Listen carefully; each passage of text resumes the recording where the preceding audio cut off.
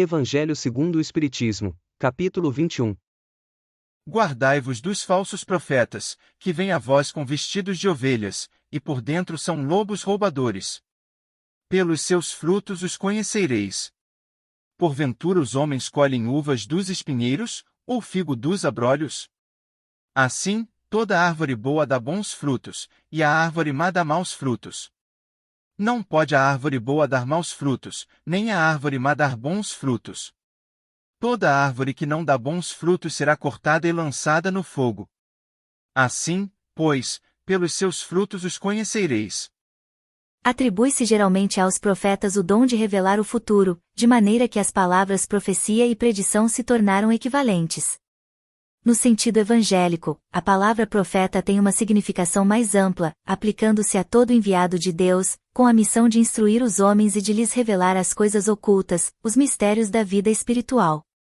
Desde todos os tempos, certos homens exploram, em proveito de sua ambição, de seus interesses e de seu desejo de dominação, certos conhecimentos que possuíam, para conseguirem o prestígio de um poder supostamente sobre-humano ou de uma pretensa missão divina. São esses os falsos cristos e os falsos profetas. O Espiritismo vem revelar outra categoria de falsos cristos e falsos profetas, bem mais perigosa, e que não se encontra entre os homens, mas entre os desencarnados. É a dos espíritos enganadores, hipócritas, orgulhosos e pseudo-sábios. São João nos põe em guarda contra eles, quando adverte: meus bem-amados, não acrediteis em todos os espíritos, mas provai se os espíritos são de Deus, porque muitos falsos profetas se têm levantado no mundo. Julgam-se os espíritos pela qualidade de suas obras, como a árvore pela qualidade de seus frutos. Desconfiai dos falsos profetas. Esta recomendação é útil em todos os tempos, mas sobretudo nos momentos de transição, em que, como neste, se elabora uma transformação da humanidade. Assim sendo, concluireis que o verdadeiro missionário de Deus deve provar que o é pela sua superioridade, pelas suas virtudes, pela sua grandeza, pelos resultados e a influência moralizadora de suas obras.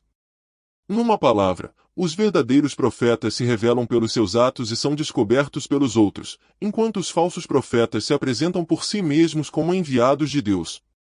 Os falsos profetas não existem apenas entre os encarnados, mas também, e muito mais numerosos, entre os espíritos orgulhosos que, fingindo amor e caridade, semeiam a desunião e retardam o trabalho de emancipação da humanidade, impingindo-lhe os seus sistemas absurdos, através dos médiuns que os servem. Ouvi os sábios conselhos do apóstolo São João quando diz: não creais em todos os espíritos, mas provai se os espíritos são de Deus.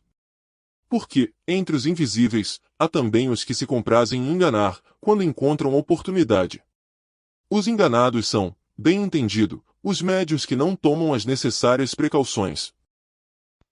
Muitos exemplos relacionados com o título deste capítulo se pode encontrar na história do mundo, sobretudo nos tempos atuais. Não é necessário muita pesquisa e esforço para citar nomes, falsas doutrinas, interpretações particulares do cristianismo, os quais com muitos ou poucos seguidores. Abstenho-me de enumerar para não cometer uma injustiça qualquer. Mas ressalto a maravilhosa advertência do Mestre, ornamentada num belo exemplo quando diz: não se colhem figos dos espinheiros. Boa conduta e boas obras revelam a natureza da árvore. Bendito seja aquele que compreende e pratica essa lição. Efeito do pensamento sobre as circunstâncias. A mente de um homem pode ser comparada a um jardim, que pode ser inteligentemente cultivado ou deixado crescer abandonado, mas se cultivado ou negligenciado, ele deve, e irá, produzir. Se as sementes úteis não forem colocadas dentro dele, então uma abundância de sementes inúteis de ervas daninhas irão cair ali dentro, e continuarão a produzir sua espécie. Assim como um jardineiro cultiva seu canteiro, mantendo-o livre de ervas daninhas, e plantando as flores e frutos que ele requer, igualmente pode um homem cultivar o jardim de sua mente, arrancando e jogando fora todos os pensamentos errados, inúteis, e impuros, e cultivando com perfeição as flores e frutos de pensamentos retos, úteis, e puros. Cada semente de pensamento que for semeada ou deixada cair dentro da mente, criando raiz lá, produz sua espécie, florescendo mais cedo ou mais tarde em ação, e trazendo seu próprio fruto de oportunidade e circunstância. Bons pensamentos trazem bons frutos, maus pensamentos maus frutos. Bons pensamentos e ações jamais podem produzir maus resultados. Maus pensamentos e ações jamais podem produzir bons resultados. Isso é simplesmente como dizer que nada pode vir do milho a não ser milho, das urtigas somente urtigas. Os homens entendem essa lei no mundo natural, e trabalham com ela.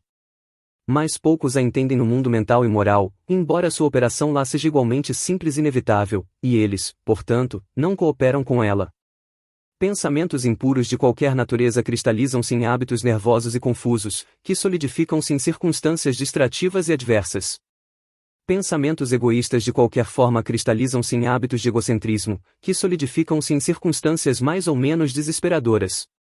Pensamentos puros cristalizam-se em hábitos de temperança e autocontrole, que solidificam-se em circunstâncias de repouso e paz.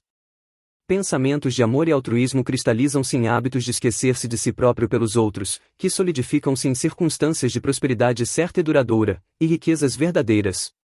Fonte: www.mensagens.org. De Raisament Inquiet, escrito por James Allen. Deve o homem orar e vigiar como recomendou Jesus. A vigilância se aplica ao cultivo de uma mente boa e esclarecida, e reconhecer a verdadeira natureza daqueles que se apresentam como mensageiros, profetas, canalizadores do mundo espiritual. Eu sou o caminho, a verdade e a vida. Ninguém vem ao Pai a não ser por mim. Inteligência artificial a serviço do Espiritismo. Inscreva-se e conheça outros vídeos.